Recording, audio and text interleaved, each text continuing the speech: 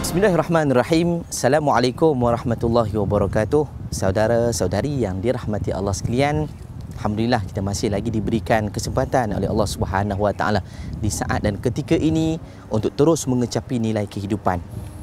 Ada kalanya senang, ada kalanya susah. Tetapi dalam senang dan susah, rakan-rakan yang dirahmati Allah sekalian, kita ni manusia hanya ingat bila kita senang. Lupa bila kita senang, tapi ingat bila kita susah. Maksud saya, kita bila kita susah baru kita ingat Allah. Bila kita senang, Masya Allah, tabarakallah, rakan-rakan yang dirahmati Allah sekalian, nak sebut kalimah-kalimah yang memuji Allah atas segala nikmat pun susah. Sebab itu rakan-rakan yang dirahmati Allah sekalian, Allah berikan peringatan juga kepada kita apabila menyebut wa dzakir fa inna dzikra tanfa'ul mu'minin. Berilah peringatan, sesungguhnya peringatan itu akan memberikan manfaat untuk orang yang beriman. Dan kata Nabi, sabda Nabi SAW, ni'matani maghbunun fihimal insan. Dua nikmat yang sering kali dilupakan oleh manusia, iaitu as-sihhah wal faragh. Satu ialah nikmat kesihatan, yang kedua ialah nikmat masa lapang. Masa kita remaja, rakan-rakan, tuan-tuan dan puan-puan, ibu ayah sekalian, cuba kita bayangkan apa yang pernah kita buat. Kita pernah tak tolong orang masjid angkat talam basuh?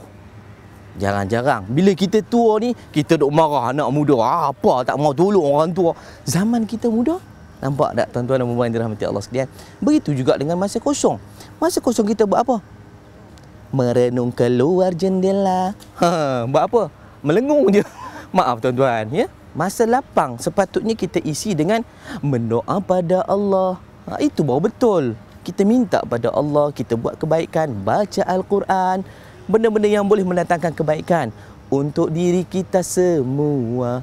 Itulah dia perlunya nilai untuk diri kita. Bila kita merenung balik nikmat-nikmat yang dilupakan, Masya Allah banyak.